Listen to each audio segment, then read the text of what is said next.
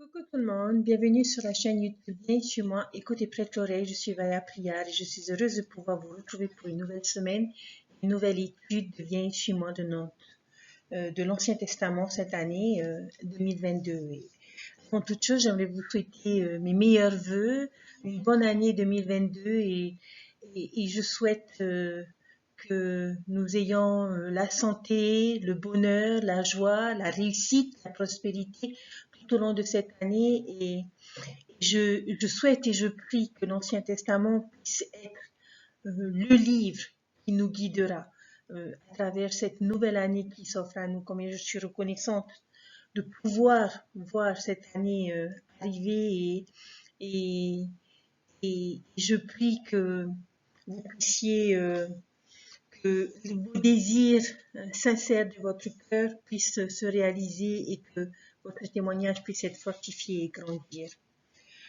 Dans notre étude de cette semaine, chers frères et sœurs, nous avions à lire 3 livres et je reconnais que ça n'a pas été évident de jongler entre les différents livres. Nous devions lire Genèse chapitre 1 et chapitre 2, Moïse chapitre 2, chapitre 3 et Abraham chapitre 4, chapitre 5. Au commencement, Dieu créa les cieux et la terre. Ma première vidéo va être consacrée à la création en elle-même. Nous allons apprendre un peu plus de ce que nous savons déjà. Nous sommes bénis, chers frères et sœurs, de vivre sur une belle planète. Quel que soit le pays où nous nous trouvons, je suis persuadée que nous avons différents lieux, différentes parties que nous aimons admirer et dont nous apprécions la beauté de la nature qui nous entoure. Mais s'il y a une vérité que l'on peut apprendre de chacune de ces choses que nous aimons observer et pour lesquelles nous pouvons probablement avoir de la reconnaissance pour toutes ces belles choses que nous avons autour de nous, et bien c'est tout simplement que cette beauté nous enseigne encore une fois qu'il y a un Dieu. Et quelle plus grande preuve d'amour, chers frères et sœurs, que de voir la terre sur laquelle nous vivons. Cette beauté nous enseigne l'existence d'une puissance divine, l'existence d'un être suprême qui a créé ce monde, qui a créé cet univers qui nous entoure, et comment pourrions-nous, ne serait-ce un instant, douter qu'il y ait une intelligence qui soit à l'origine de tout cela. Et justement, en parlant de la création, le prophète Alma a partagé quelque chose lorsqu'il a cherché à enseigner Korihor, où il dit dans Alma chapitre 30, verset 44, « Mais Alma lui dit, tu as eu assez de signes, monteras-tu ton Dieu? Diras-tu, montre-moi un signe, alors que tu as le témoignage de tous ceux-ci qui sont tes frères et aussi de tous les saints prophètes. Les Écritures sont placées devant toi, oui, et tout montre qu'il y a un Dieu. Oui, la terre et tout ce qui se trouve sur sa surface, oui, et son mouvement, oui, et aussi toutes les planètes qui se meuvent dans leur ordre régulier témoignent qu'il y a un Créateur suprême. Tout cet ordre de choses, chers frères et sœurs, autour de nous, toutes ces créations ne peuvent être sans l'existence d'un créateur. Et une autre vérité est que Dieu doit vraiment nous aimer pour nous donner un monde aussi beau. Nous avons vu dans Moïse chapitre 1 que Dieu a créé des mondes sans nombre et que son amour est infini. Et la création est un véritable acte d'amour où il a mis tout son art, toutes les couleurs possibles, toute sa grandeur dans la création de toutes ces merveilleuses choses. Mais lorsqu'on regarde toutes ces créations, on peut sentir la variété, la puissance, la fragilité, la majesté, la minutie, les grands animaux jusqu'aux petits insectes. Il a créé la vie dans la mer, la vie dans les airs, les forêts, les montagnes, la glace, la neige. il a rempli notre monde de vie et de création. Et j'espère, chers frères et sœurs, que vous êtes conscients de toutes ces belles choses et que vous prenez le temps d'apprécier toutes ces belles choses qui se trouvent autour de vous avec de la reconnaissance et de la gratitude dans votre cœur vis-à-vis du Seigneur pour toutes ces choses qui nous entourent et qui font que lorsque nous avons besoin de nous échapper, lorsque nous avons besoin de nous retrouver, eh bien, c'est, en tout cas je l'espère, au sein de cette nature que nous arrivons à trouver la paix. Dans Genèse, Moïse et Abraham, nous avons le récit de cette création. Mais avant d'y plonger, chers frères et sœurs, j'aimerais savoir si vous avez remarqué quelque chose lorsque vous avez lu les différents livres et les différents chapitres que nous avions à lire pour cette semaine. Parce qu'il y a vraiment quelque chose d'intéressant et qui, moi, personnellement, m'a un peu frappé. Lorsque l'on regarde dans Genèse chapitre 1, dans Moïse chapitre 2 et dans Abraham chapitre 4, qu'est-ce que l'on remarque? Eh bien, si vous regardez bien chacun de ces chapitres et que vous regardez le nombre de versets qu'ils ont, vous verrez que tous les trois ont exactement 31 versets. Nous avons en fait dans ces trois chapitres trois versions différentes de la même histoire. Chaque verset que l'on trouve dans chacun de ces trois livres, dans chacun de ces trois chapitres, chaque verset nous dit la même chose que dans le même verset des autres livres. Cependant, lorsque l'on lit et relit Mosia 2, Genèse 1 et Abraham 4, on se rend compte que les mots changent un peu de façon, en tout cas je l'espère, à mieux comprendre et obtenir une plus grande perspective de cette œuvre et de cette création. Il va de soi que la version de Moïse et que la version d'Abraham sont beaucoup plus à jour et beaucoup plus précis puisqu'ils ont été reçus par un prophète des derniers jours. Nous allons donc, chers frères et sœurs, nous munir de nos crayons, mettre des couleurs, faire les différentes comparaisons et marquer différents versets. Alors, je vous invite à avoir vos deux livres, la Perle de Grand Prix, Moïse, Abraham, ainsi que votre Bible, Genèse. Le but de notre étude, chers frères et sœurs, aujourd'hui, va être, en tout cas, je vais essayer de répondre à quelques questions fondamentales concernant la création, c'est-à-dire qui, combien de temps, comment et quoi.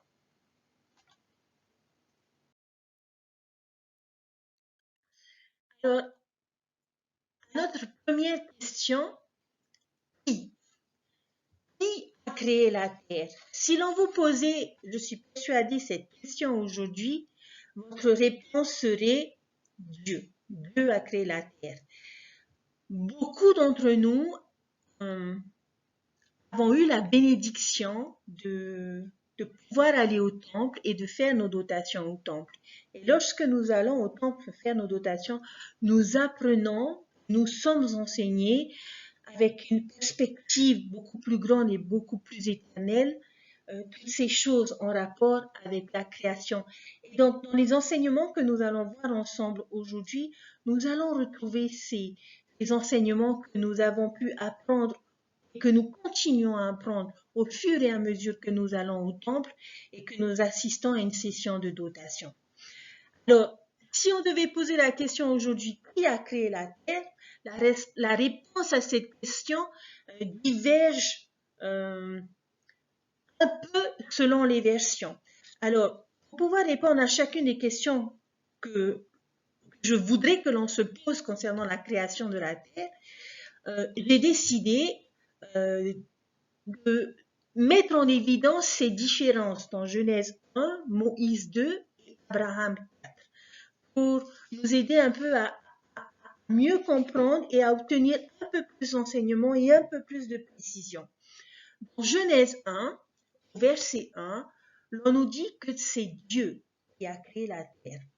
Lorsque l'on va dans Moïse 2 au verset 1, l'on découvre qu'il s'agit de Dieu et Jésus-Christ. Le Christ, Moïse, chapitre 2, est introduit dans ce processus. Donc, c'est tous les deux qui ont créé la terre, mais tout au long du chapitre, on verra le Seigneur dire « Et moi, Dieu, je dis ». Lorsque l'on va dans Abraham, chapitre 4, verset 1, on apprend qu'ici, ce sont les dieux qui font la création. Alors, la question que l'on pourrait se poser, c'est qui sont ces dieux? Certains d'entre vous pourront me dire, c'est Dieu le Père et Jésus-Christ. Oui, je suis d'accord. Dieu le Père et Jésus-Christ. Mais lorsque nous avons fait notre étude d'Abraham, chapitre 3, la semaine dernière, ces dieux, nous avons vu, faisaient référence à ces nobles et ces grands. Alors, à la question qui a créé la terre, est-ce Dieu, Jésus-Christ ou les dieux? Alors, la réponse à ces questions est oui. Oui, c'est Dieu. Oui, c'est Jésus-Christ. Et oui, ce sont ces dieux. Ce sont toutes ces personnes qui ont participé à la création de la terre. Il a fallu tout ce monde pour créer la terre. Prenons l'exemple d'un entrepreneur qui doit bâtir un bâtiment. À la base, qu'est-ce que nous avons? Nous avons un architecte qui va dessiner les plans, qui va donner le détail nécessaire pour que la construction soit réalisée. Ensuite, nous avons besoin d'un entrepreneur qui va diriger les travaux, qui va être en mesure de lire ces plans d'architecte et de mettre à exécution. Et ensuite, nous avons les ouvriers. Tous font partie de la construction. Mais c'est vrai que lorsque l'on regarde une construction, on met plus en avant l'architecte que l'entrepreneur et les ouvriers. Mais chacun a eu un rôle dans la construction d'une maison ou dans la construction d'un bâtiment. Lorsqu'on prend en considération, chers frères et sœurs, ces trois récits, nous réalisons que la création de la terre a nécessité l'effort d'un groupe, c'est-à-dire de plusieurs personnes. Il n'y avait pas juste Dieu qui, d'un coup de baguette magique, a créé toute la terre et a réalisé tous ses travaux selon les récits qui sont donnés dans ces livres et qui a tout organisé. Il y avait son fils, il y avait ses enfants qui étaient les plus nobles, les plus grands. Je veux aimer à croire, peut-être, et j'ai fait partie de ces enfants qui ont participé à la création de la terre.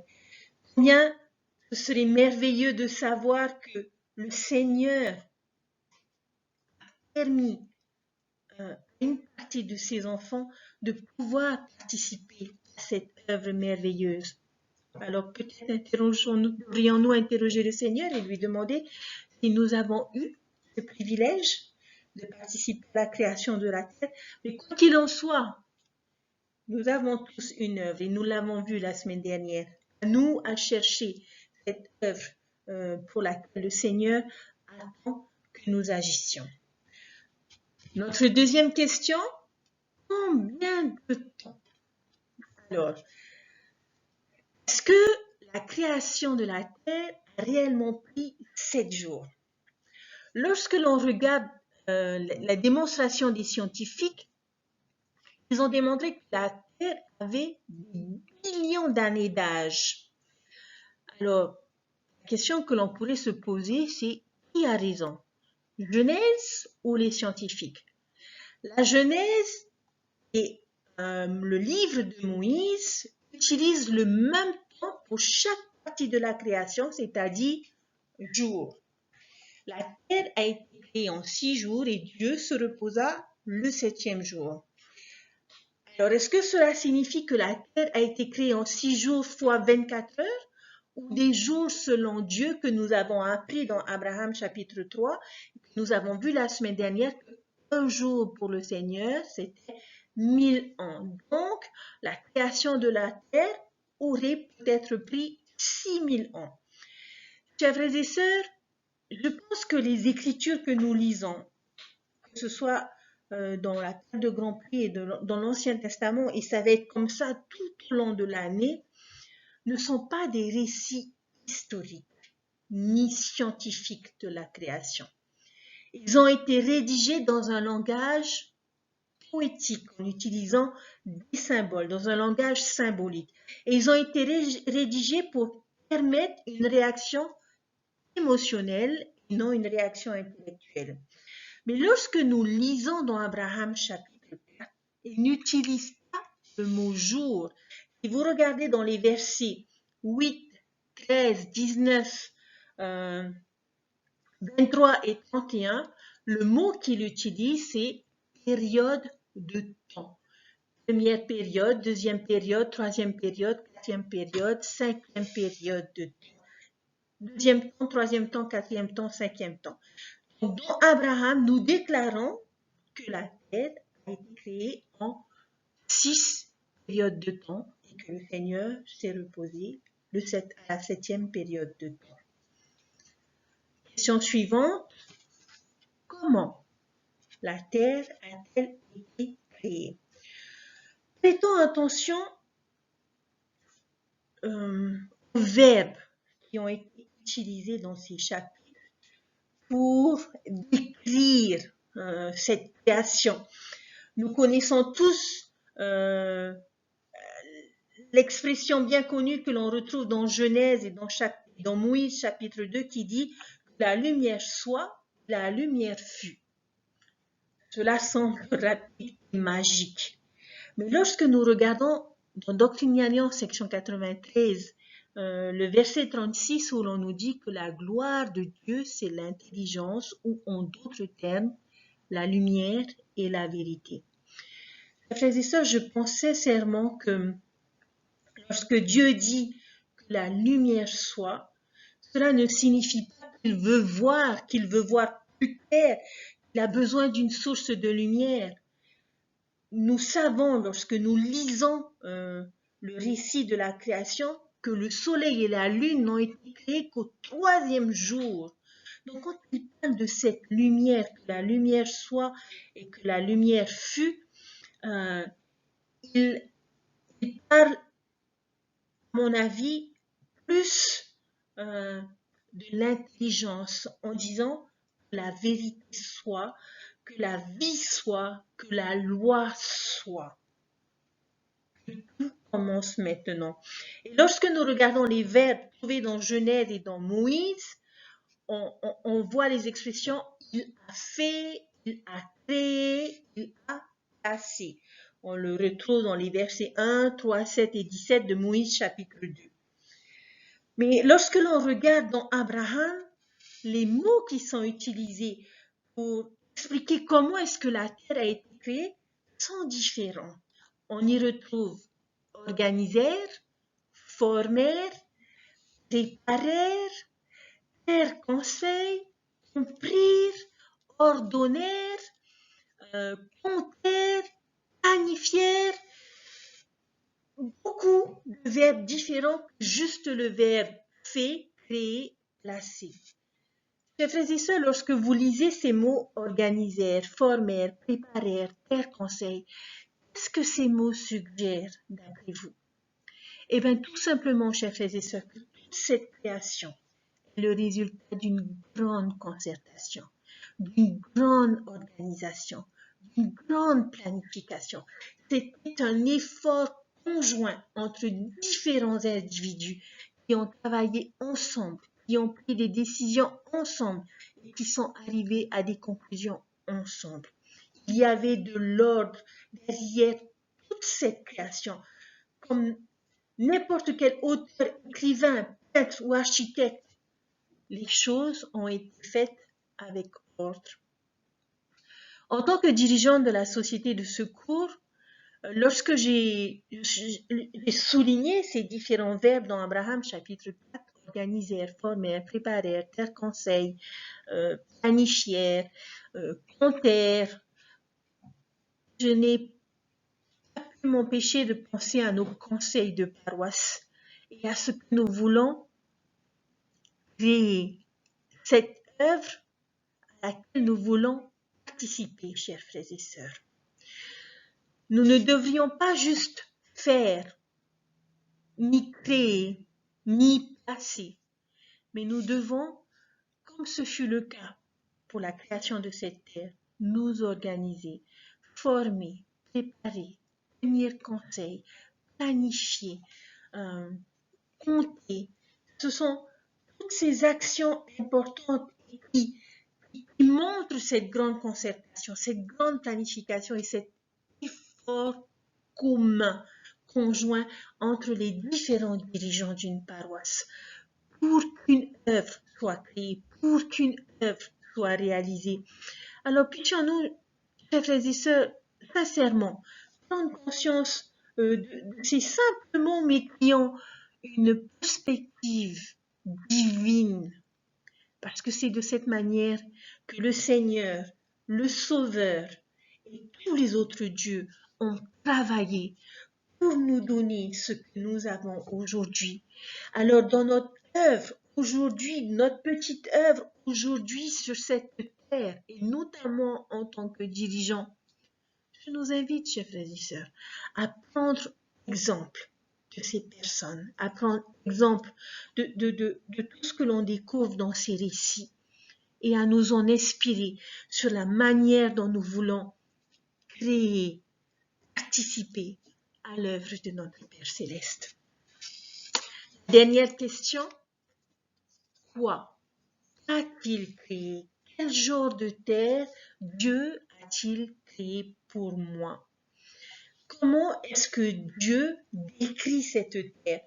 Alors vous allez me dire, oui, il a fait le soleil, la lune, les étoiles, les arbres, les forêts, les rivières, les mers, la terre, les animaux. Je suis tout à fait d'accord. Mais il y a des expressions très importantes, chers frères et sœurs, que l'on retrouve dans ces récits et sur lesquels j'aimerais attirer votre attention. Le Seigneur a créé toutes ces choses. Mais qu'a-t-il créé de plus particulier? Quel était l'objectif? Quel était le caractère important de toutes ces choses qu'il a créées? Et lorsque nous regardons dans Moïse chapitre 2, Dieu dit quelque chose concernant la terre à la fin de chaque période de la création. Et c'est ce que l'on retrouve aussi bien dans Genèse chapitre 1 que dans Moïse chapitre 2, où il dit, dans Genèse chapitre 1, Dieu vit que cela était bon. Et dans Moïse chapitre 2, toutes les choses que j'avais faites étaient très bonnes. Qu'est-ce que cela signifie, chers frères et sœurs, d'après vous? On va essayer de creuser un peu davantage. La conclusion de Dieu, à la fin de chaque création, à chaque période de temps de création, est de dire que la terre était bonne. Et à la fin de toute la création, au bout du 6e jour, que la terre était très bonne. Alors, que devrions-nous faire d'après vous, chers frères et sœurs?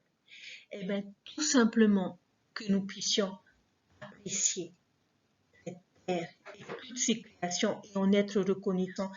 Cette terre est bonne pour notre corps, cette terre est bonne pour notre esprit. Et lorsque nous avons l'occasion d'aller en randonnée, chers frères et sœurs, nous gravissons une montagne ou que nous nous asseyons à côté d'une petite cascade, nous pouvons sentir quelque chose de divin autour de nous et surtout nous sentir plus proches de Dieu. Nous oublions, en tout cas c'est le cas pour moi, nous oublions nos soucis un instant en appréciant la beauté et la majesté des choses autour de moi. Nous pouvons ressentir à travers chacune de ces créations combien Dieu nous aime. Il y a un chant de la primaire que j'aime beaucoup chanter. Je me souviens plus très bien des paroles, mais le chant disait chaque fois que j'entends un chant d'oiseau, que je vois le bleu du ciel, chaque fois que je sens la pluie à nouveau, ou le vent murmurant son appel, chaque fois que je touche une belle rose où les lilas fleurissent. Mon cœur tout émerveillé remercie Dieu d'avoir créé un monde si beau. J'aime beaucoup ce chant parce que ce chant nous rappelle toute cette beauté, cette création que le Seigneur nous a donnée et a mis à notre disposition et combien nous devrions être reconnaissants, avoir de la reconnaissance pour toutes ces choses que le Seigneur a mis à notre disposition. Que devons-nous faire si nous savons que Dieu a vu que toutes ces choses étaient bonnes? Nous devons en prendre soin, chers frères et sœurs. Le premier commandement que Dieu a donné à Adam, que Dieu a donné à l'homme, et qu'il domine sur les poissons, qu'il domine sur les animaux. Et dominer, ça ne veut pas dire faire ce que je veux avec, mais c'est en prendre soin. Le Seigneur a enseigné le prophète Joseph Smith sur cette domination dans Dauphine Alliance, section 59, les versets 18 à 20, et voici ce qu'il a dit. Oui, toutes les choses qui viennent de la terre en leur saison sont faites pour le profit et l'usage de l'homme, pour plaire à l'œil et pour réjouir le cœur. Oui, pour la nourriture et le vêtement, pour le goût et l'odorat, pour fortifier le corps et vivifier l'âme. Et il a plu à Dieu de donner toutes ces choses à l'homme, car elles sont faites pour être utilisées dans ce but avec jugement, et pas à l'excès ni par extorsion. Nous devons, chers frères et sœurs, trouver le juste équilibre. Dieu n'a pas fait la terre pour le profit, Dieu a fait la terre, pour le profit et l'usage de l'homme. Dieu a fait ces choses pour notre profit et nous sommes supposés utiliser ces matériaux créés, ce que cette nature peut nous offrir. Mais nous devons, chers frères et sœurs, être de bons intendants de ces choses et éviter les excès et veiller à la manière dont nous exploitons ces choses. Nous allons maintenant voir quelle est la version dans le livre d'Abraham. Lorsque l'on regarde dans le chapitre 4, versets 4, 12, 18, 21, 25, ici, dans ces versets, l'on nous dit « Les dieux virent qu'ils étaient obéis ». Et à la fin de la création, dans Abraham chapitre 4, le dernier verset nous dit, au verset 31,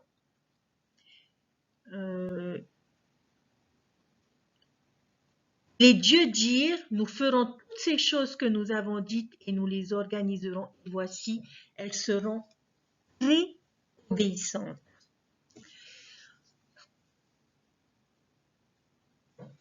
Genèse et Moïse nous dit, ces choses sont bonnes et très bonnes. Et Abraham nous dit, qu'ils obéissent, qu'ils étaient obéis, et qu'ils seront obéissants. Nous avons ici, chers frères et sœurs, un indice qui nous dit pourquoi cette terre est bonne, voire très bonne.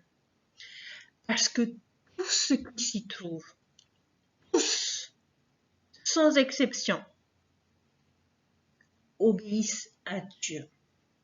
Et cela nous rappelle notre leçon de la semaine dernière, la raison pour laquelle nous sommes sur cette terre, chers frères et sœurs.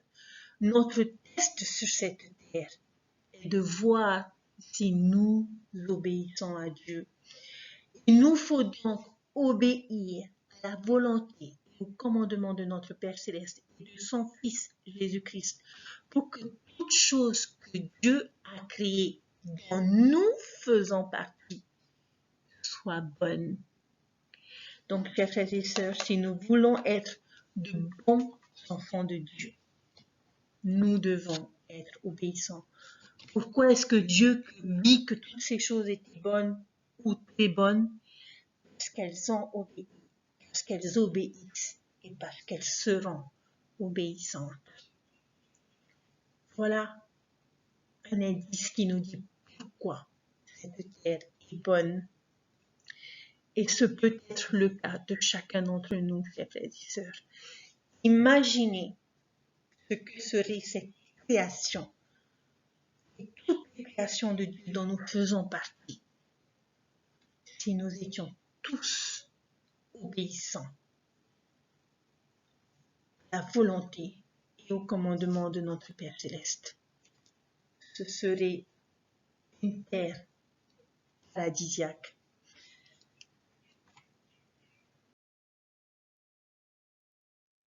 Chers frères et sœurs, lorsque l'on revoit les vérités que la création nous a enseignées, on sait que la terre a été créée par Dieu, par son Fils Jésus-Christ. Nous avons découvert que d'autres nobles et grands ont participé à cette création. Nous avons vu que cette terre a été créée en 7 périodes de temps, que la création est une preuve de la réalité de Dieu et de son plan, et que la terre est bonne. Alors sachons l'apprécier et en être reconnaissant et en prendre soin et être obéissant. Aussi grandiose soit-elle, la terre fait partie de quelque chose de plus grandiose encore du grand plan de Dieu. Simplifié et résumé, la terre a été créée pour que les familles soient, pour que nous soyons. L'esprit humain a du mal à saisir toute la majesté de la création. Il nous est tellement plus facile de penser à de la bonne nourriture ou à des amusements. Mais je souhaiterais amener notre esprit à réfléchir à des choses qui ne sont pas toujours faciles à comprendre. La création de l'homme et de la femme que nous allons découvrir dans notre prochaine vidéo a été quelque chose de prodigieux, tout comme la création de la terre qui devait être la demeure, notre demeure dans la condition mortelle. Toute la création a été conçue par Dieu. Un conseil dans les cieux auquel nous avons participé a été convoqué. Notre Père Céleste y a annoncé son plan divin. Il est appelé le plan du bonheur, le plan du salut, le plan de rédemption, le plan de restauration, le plan de délivrance, l'évangile éternel. Et ce plan a pour but de donner aux enfants d'Esprit de Dieu la possibilité de progresser vers l'exaltation éternelle. Et dans ce plan exigeait la création. Je ne vais pas revenir sur les différentes étapes, les différentes périodes de temps de cette création. Mais j'aimerais vous témoigner, chers frères et sœurs, la terre, toute la vie qu'elle abrite sont réellement d'origine divine. La création n'est pas le résultat du hasard. Elle n'est pas issue du néant. L'esprit et les mains de l'homme capables de construire des bâtiments ou de concevoir des ordinateurs ne sont pas dus à un accident, chers frères et sœurs. C'est Dieu qui nous a créés, pas nous. Nous sommes son peuple, nous sommes ses enfants. Et la création en soi atteste, témoigne, chers frères et sœurs, qu'il y a un créateur. Et nous ne pouvons pas ignorer le caractère divin de la création. Si nous ne sommes pas conscients et reconnaissants de l'intervention de Dieu dans la création, nous sommes aussi inconscients de celui qui pourvoit à nos besoins un poisson rouge dans un bocal. Nous reprenons avec une profonde gratitude ces paroles que l'on trouve dans Psaume qui dit que tes œuvres sont en grand nombre, ô Éternel. Tu les as toutes faites avec sagesse, la terre est remplie de tes biens. Bien que notre compréhension de la création peut parfois être limitée, nous en savons assez, chers frères et sœurs. En tout cas, je l'espère. Nous avons appris davantage aujourd'hui pour en apprécier l'importance divine. Notre connaissance s'accroîtra à l'avenir. L'Écriture déclare, ce jour-là où le Seigneur reviendra, il révélera tout, les choses qui sont passées et les choses qui sont cachées. Nul ne connaissait les choses de la terre par lesquelles fut faite leur dessein et leur fin. Des choses extrêmement précieuses, des choses qui sont en haut, des choses qui sont en bas, des choses qui sont dans la terre, sur la terre et dans le ciel. Doctrine et Alliance, section 101, versets 32 et 34. Oui, mes frères et sœurs, il sera donné plus de lumière et de connaissance. Et le Seigneur a dit, il sera révélé si des limites ont été fixées aux cieux ou aux mers, ou à la terre sèche, ou à la lune, au soleil, à la lune ou aux étoiles. Tous les temps de leur évolution, tous les jours, mois et années qui leur ont été désignés, et toute leur gloire, loi étant fixées, seront révélées dans les jours de la dispensation de la plénitude des temps. La terre sera renouvelée et recevra sa gloire paradisiaque. Les créations de Dieu et les créations de l'homme nous montrent l'importance, mes frères et sœurs, de chaque élément. Qu'allons-nous faire, nous qui sommes bénéficiaires de cette création divine? Nous devons prendre soin de notre terre en étant des intendants avisés et préserver cette terre pour nos générations à venir. Nous devons aussi nous aimer les uns les autres, prendre soin les uns des autres. Nous devons être à notre niveau sur cette terre des créateurs en édifiant la foi en Dieu, au Seigneur Jésus-Christ et en son Église. Je sais que Dieu vit. Jésus-Christ est le Christ et le Créateur. Il est le Seigneur de toute la terre, chers frères et sœurs. Il a établi son Église en ces derniers jours pour accomplir ses desseins divins. Joseph Smith est le prophète du rétablissement. Et président Russell M. Nelson est notre prophète aujourd'hui que je soutiens de tout mon cœur. Alors, chers frères et sœurs, lisez vos Écritures, apprenez et découvrez à quel point Dieu vous aime et aime chacun d'entre nous. Et dans tout ce qu'il a fait, dans tout ce qu'il a entrepris, dans tout ce qu'il a prévu, nous avons tellement à apprendre. N'oublions pas que notre but divin est de devenir comme lui, les dieux et les déesses. Et c'est dans nos Écritures, chers frères et sœurs, que nous pourrons apprendre à le devenir. Lisons-les, rapprochons-nous de Dieu, apprécions toutes ces créations autour de nous et soyons reconnaissants qu'un Dieu si bon et si aimant ait pris le temps d'organiser, de former, de planifier, de tenir conseil pour que cette terre qui serait notre lieu dans cette condition mortelle puisse être un lieu agréable à vivre où nous pourrons être inspirés, nourris, fortifiés, édifiés. Je témoigne de toutes ces choses, chers frères et sœurs, et vous invite cette semaine à prendre conscience de la beauté et de la majesté de toutes ces choses autour de vous. Au nom de Jésus-Christ. Amen. Bonne semaine, bonne étude, bonne découverte, bonne lecture. N'oubliez pas vos crayons de couleur. Apprenez, cherchez, plongez, méditez. Nous nous retrouverons en fin de semaine pour parler de la deuxième partie de la création qui, à mon humble avis, nous concerne tous et est la plus importante. Dieu créa l'homme et la femme. Je vous dis à très bientôt. Prenez soin de vous. Gros bisous. Bye.